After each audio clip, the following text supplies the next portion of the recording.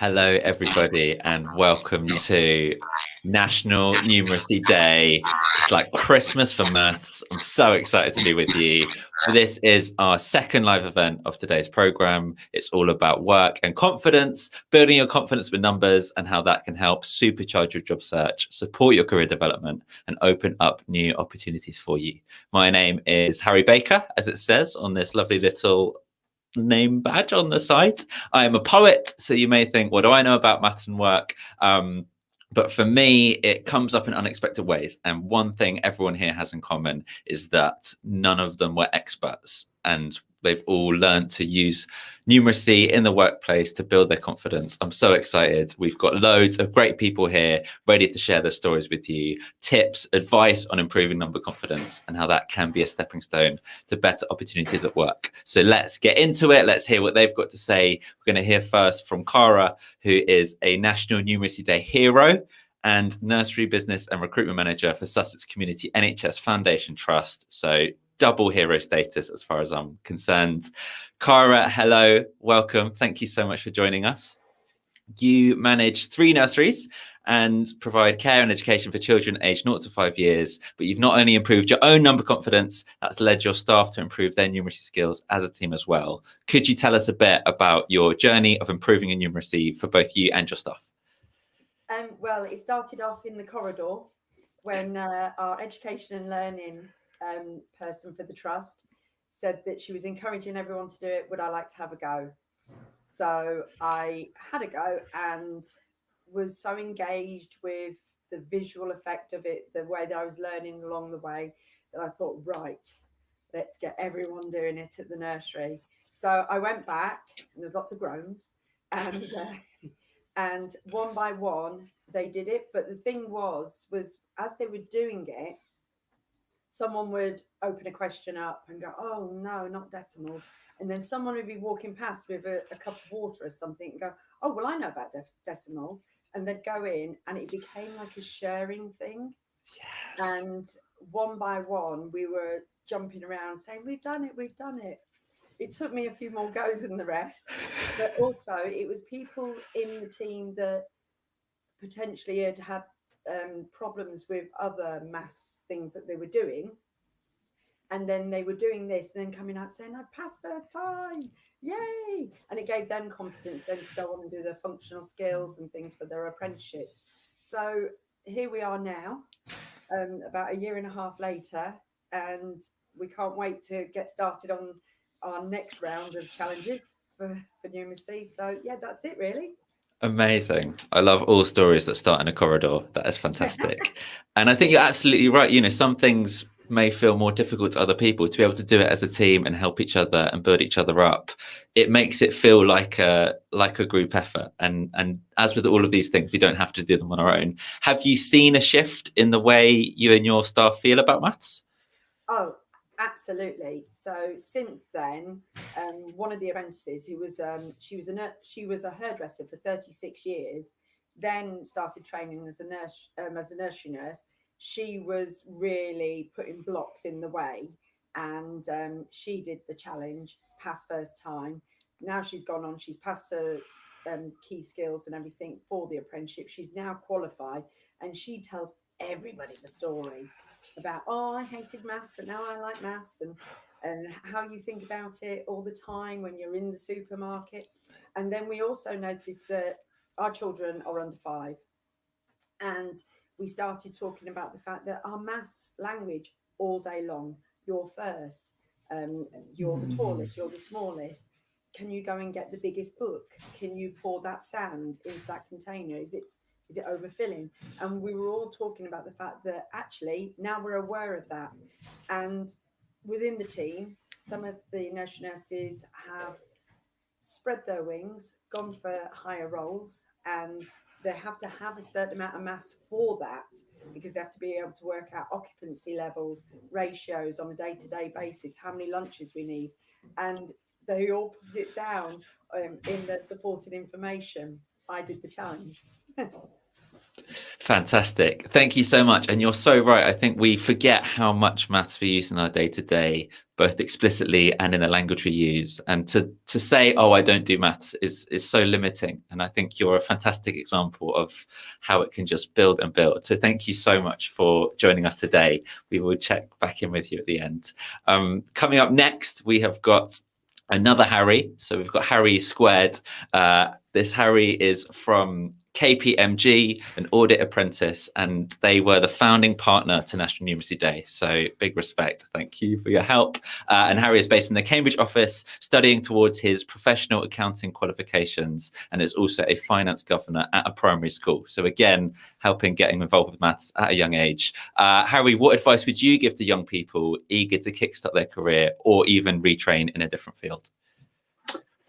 So the first thing I'd say is that a lot of people think that learning is something for school or college or university, but in reality it's a lot wider than that, and it's sort of a lifelong project learning.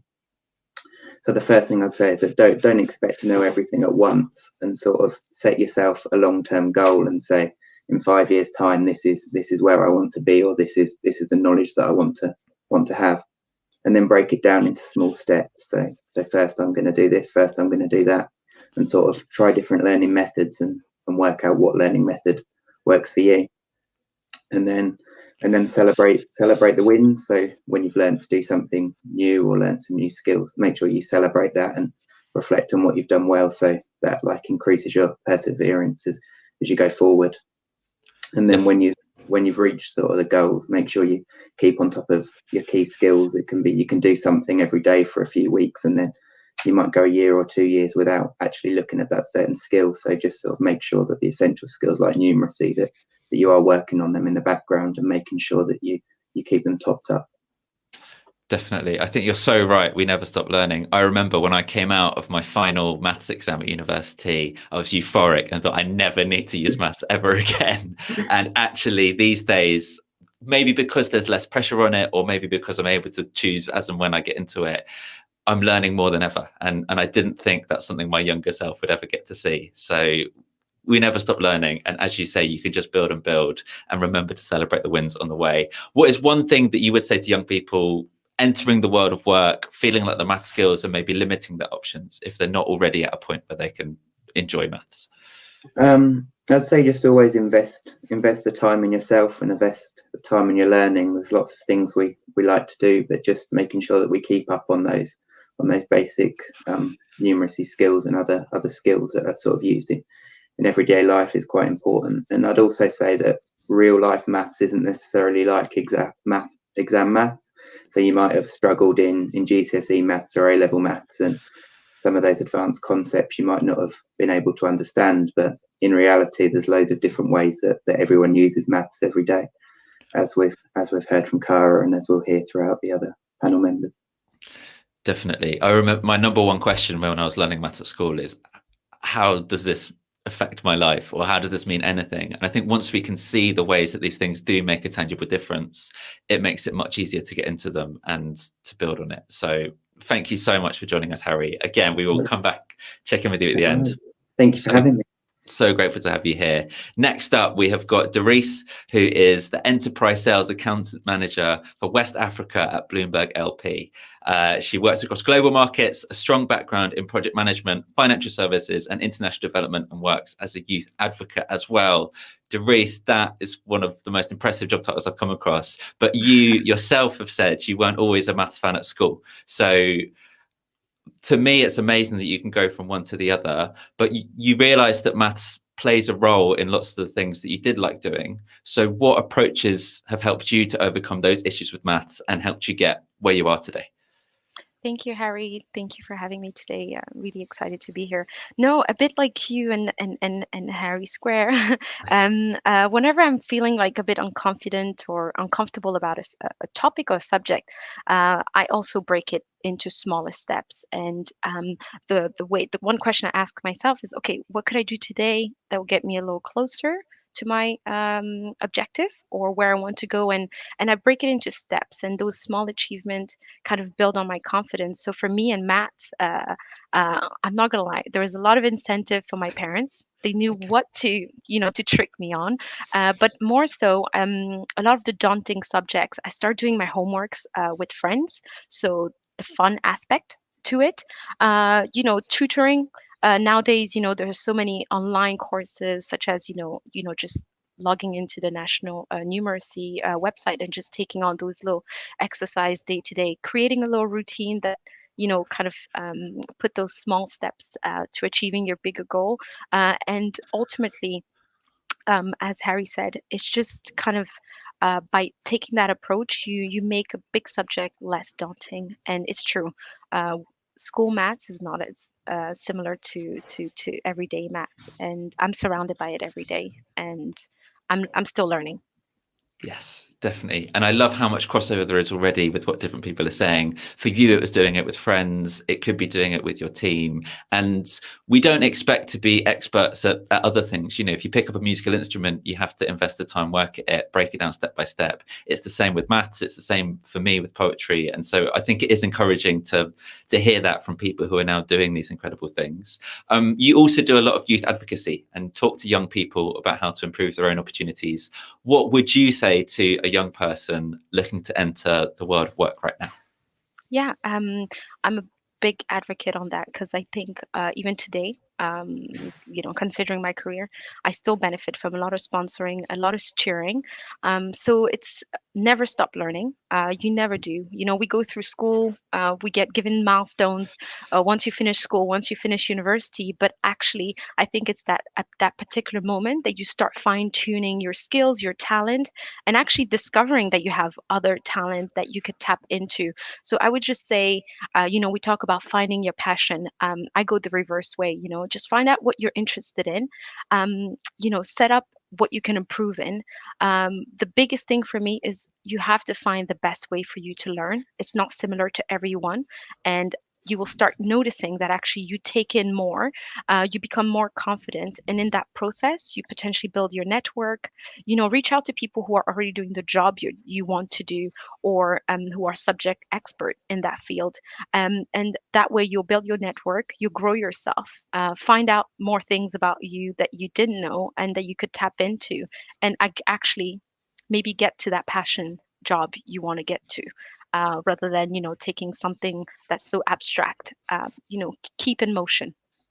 Definitely. And I remember, again, when you finish school, up until that point, everything feels mapped out for you, and then you're just dropped into the world and have no idea what you're doing. And so for me, I was interested in maths. I didn't know what I wanted to do with it, and now I'm a poet, and that wasn't a job I knew existed. But by trying things that do interest you, by taking these small steps, as you say, it can lead to bigger and better things. So thank you so much for joining us. Thank you, Harry. I will speak to you again in a bit.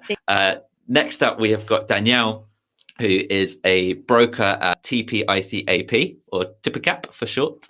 Her career started at the age of 18, working in their middle office, and her career has flourished from there. For me, being a broker is such an example of something that feels abstract and impossible to people. What is it? I know it involves maths probably. You as well were saying you weren't always really confident with maths at school, but you found yourself at quite a young age in a role in an industry that relies heavily on numbers. How did you deal with that? Do you know what? When I was at school, I was very mediocre. Maths wasn't a strong point for me. I wasn't a whiz kid. I certainly wasn't a mathematician. And I started applying for these jobs, and I was like, oh my goodness, I'm not confident in math. How am I going to do this? And it's a little bit like you don't turn up at a marathon if you've applied for one, and just run it. You have to train and practice. So I bought a load of maths books.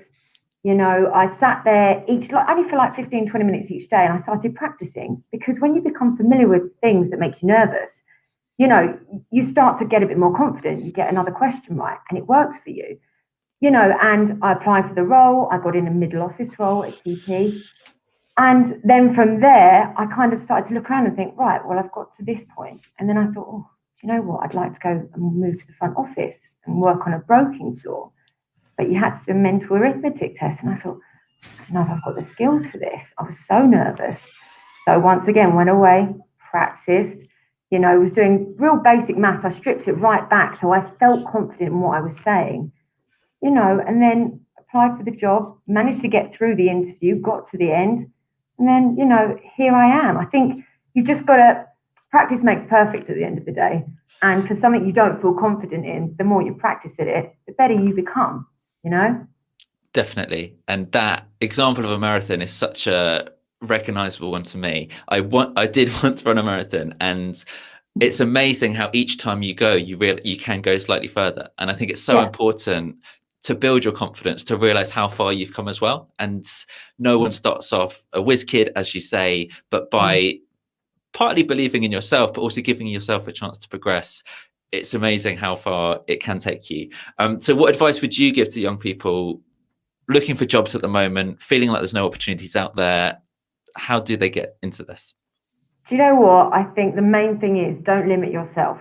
Apply for every single job. You know, don't be the person standing in front of yourself. You know, there's no reason why you can't do it. You know, I was very mediocre at maths, but I practiced and then got into a role that I love. You know, and I love working and I love my job. But it's only you that's standing in your way. At the end of the day, what is the worst that can happen? You know, you get a no, but then you might get a yes. You don't know, but don't limit yourself and just keep going. I know it's difficult, especially at the minute, but just keep applying for everything. That would be my advice. Definitely. And I think now more than ever, people are reassessing things, thinking about new opportunities that may never have even discovered. And as you say, it's good life advice in general. Don't let yourself get in the way. What is the worst that can happen? Thank you so much for joining us, Danielle. Really lovely to speak to you. Next up, we have got Alba, who is an associate therapy practitioner at Sussex Community NHS Foundation Trust. She took the National Numeracy Challenge as part of her training for the care certificate, and it has supported her to study towards gaining her functional skills and occupational therapy course. So happy to have you, Alba. How has improving your number skills given you more confidence and opportunities in your career? Hello, everyone. Well, when I started the care certificate, at this time, when I started this job last July, they told me I need to pass this math challenge, and I said no again. But I always struggled with maths, and I do have a university degree and a master's, but maths is still always being something scary, and I knew that I had to extra work to get through it, but not because I was not able. It's just because, I don't know, it was since I was little, something really scary. Because I didn't feel as confident as with different subjects. So I tried, and obviously I was really close, but I didn't pass. But I thought, oh, okay, I didn't pass the first time, but it was really close. So I surprised myself. I take it the second time and I pass it. And then they told me, oh, you need to do the functional skills. Like, oh, this is never ending. And I quite of like, oh yeah, you know, it's no hurry. I will let it pass. And then when I'm ready. So actually I was just not doing it. And then they told me, oh, if you want to do the apprenticeship, now you need to do it. And I thought, but I have higher level of maths. Why I need to do it? I was just wanted to get away with it. And then I thought, okay, never mind. I'm trying. And the thing is, I actually enjoy it. I sit down with exercises and practice and again and again, and I thought I'm actually enjoying. And it was really hard, I'm not gonna lie, because I was working all day and then going back home and spend 3-4 hours studying because I really want to pass the exam to be able to access the apprenticeship. And I actually had to try twice, but I got it. Yesterday I got my results, and I'm super happy to see it's opening doors for me to keep progressing in my career and let me be able to achieve my dreams in the future. And in the office now, some people is preparing it, and I was like, I'm happy to help you. I know how to do it. I'm actually confident to even tell them tricks and support them and say it's not as scary. And actually, the second time I went to the exam, the first time I was super nervous and it was like, I'm not going to pass it. I could feel like I wasn't ready and I was stressed for that. The second time I went there and I say, I got this, I'm going to do it. And I felt like that's good. I feel super confident and much more happier. And actually, is helping me in my day-to-day, because I use numbers every day when I go to see my patients. So it's great to feel that confidence, because they can feel that you are confident in what you do as well, and it's reassurance for them. Definitely. And that word confidence keeps coming up. And I think, as you say, no matter how progressed we may be in other fields of our lives, for some reason, at a young age, maths can feel like this really scary thing. And even though, as you say, it can be hard, when you stick with it, you do grow in confidence. I remember one of the most frustrating things for me as a student was when the teacher up the front would say, oh, well, this bit's obvious. And I would think, it's not, it's really hard. And so having someone who's been there, who can help you out, who can acknowledge that it is a stepping stone thing, makes such a difference. That's so amazing to hear. What advice would you give to young people who know that they're not very confident at maths? It's actually fun, and I feel sometimes really frustrated, and I can, in a way, understand that frustration, because I went through it. But with the right support and advice, actually, someone can make you enjoy something that for you it was not enjoyable. And it's what you say, you just need to understand. It's not that obvious for everyone, but different people have different ways to understand. So, and in maths, you can end up on the same ending, going through different ways. So we just need to find our way and never give up. Never say, oh, I'm not going to try because I'm never being good in maths. I'm not going to get it. You will be surprised. I got till here, and I always thought I was not able to do anything with maths.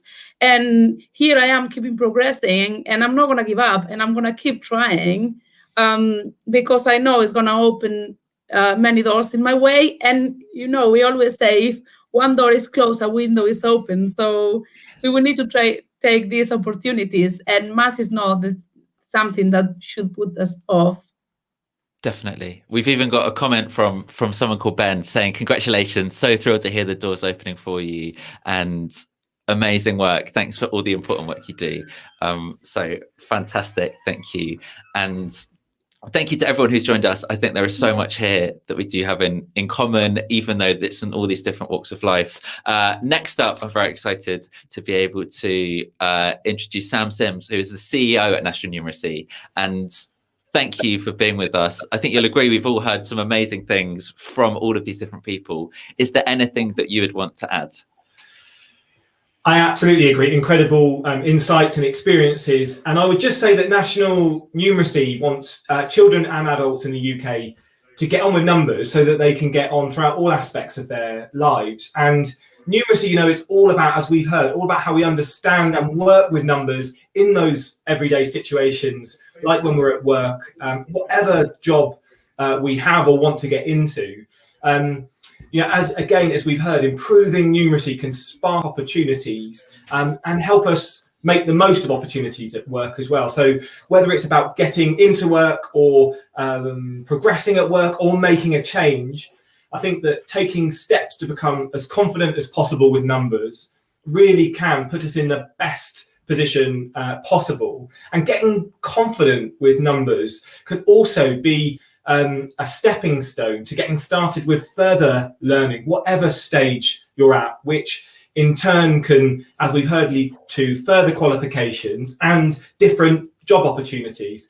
So the most important thing I think that I'd like to say today is that however you feel about numbers and maths, you're absolutely not alone. And today on National Numeracy Day, and for that matter, on absolutely every single other day of the year, at National Numeracy, we're here to support you to take that first step and to help you start your journey to improving your confidence and your skills with numbers on your own terms. Yes, absolutely. And it can start with taking the numeracy challenge, and we've seen the different places that it can go to. And so even today, there are more events going on. But as you say, all year round, you're able to work on your numeracy to build that confidence. Confidence is something that you practice that as well. No one is born super confident. Maybe they are, but I definitely wasn't. So it is amazing to hear that. Thank you so much, Sam. We have just got another question for Alba, if you're happy to answer. And that is, how did you find the motivation to keep going when you wanted to stop? I know sometimes people assume that it's easy for other people, but I know it's not always the case. Oh, it's no, I wanted to bin my books and I wanted to stop at any time, many times. But then I was taking a deep breath and say, okay, why I want to, why is the final outcome that I'm gonna achieve with this? And I think it's because I get quite stressed with exam just for the fact of being an exam, because I know I'm my knowledge and I know I feel good with what I know, but sometimes just to be able to pass that exam or that interview can be really scary. So I was like trying to get relaxed and say, okay, this is a long way, as before they say, it's a marathon. If I cannot achieve it now, something else will come. But the important thing is, if I don't get what I want at this point, nobody will able to take out the knowledge and all the things that I've been learning. And this is kind of what helped me to go throughout and keep moving. And as I said, I fail. I normally fail always the first time. But it doesn't mean that I wouldn't be able to achieve it.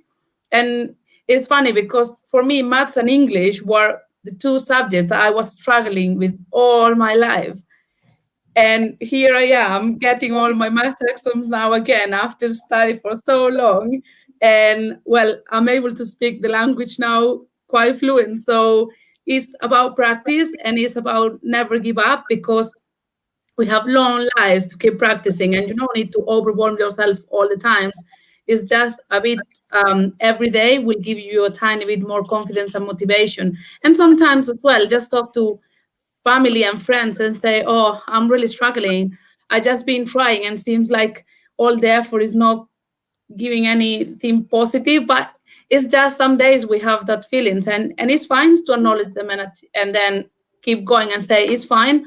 Allow myself to have this day, but I'm gonna keep going and I'm gonna not let this put me down. I'm gonna keep practicing, and if it's not this time, next time for sure I will be able to. Absolutely. Thank you so much. I can't believe we're almost at the end. I feel like I could speak to all of you for hours and hours, but I just wanted to get a final thought from each one of you. So if we could start with Cara, what is one key takeaway that you would give people about maths and the workplace? Do numeracy at work, build your confidence up. Then the children that we're working with are our own children. They will grow up with confidence around numbers and be numbers people. Fantastic. Thank you. Harry, what would you tell people? Learning definitely doesn't just end when you leave school. It's a lifelong process. So just keep going and celebrate the little wins.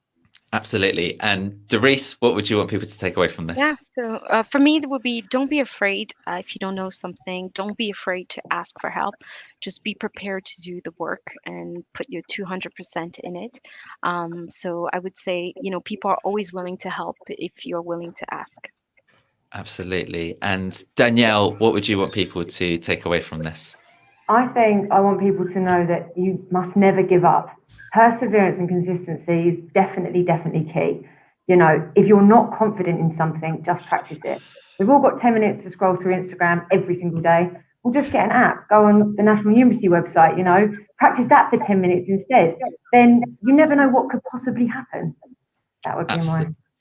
Absolutely. Thank you so much. And Alba, what is it that you would say to people to take away from this?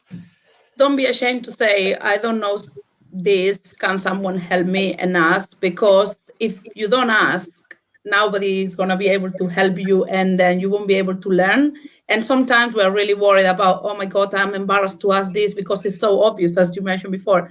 It's not obvious for everyone, and it's how we learn, asking and someone helping us, and then again and again, and that's going to be so important. And then all we can do it, so we just need to believe in ourselves.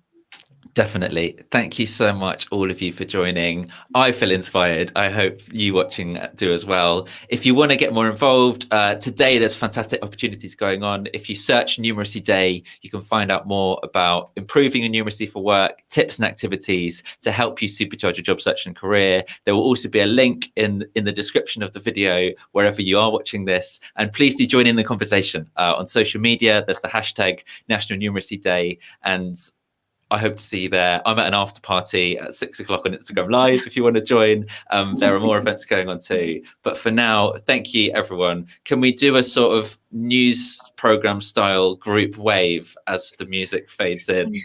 Thank you so much.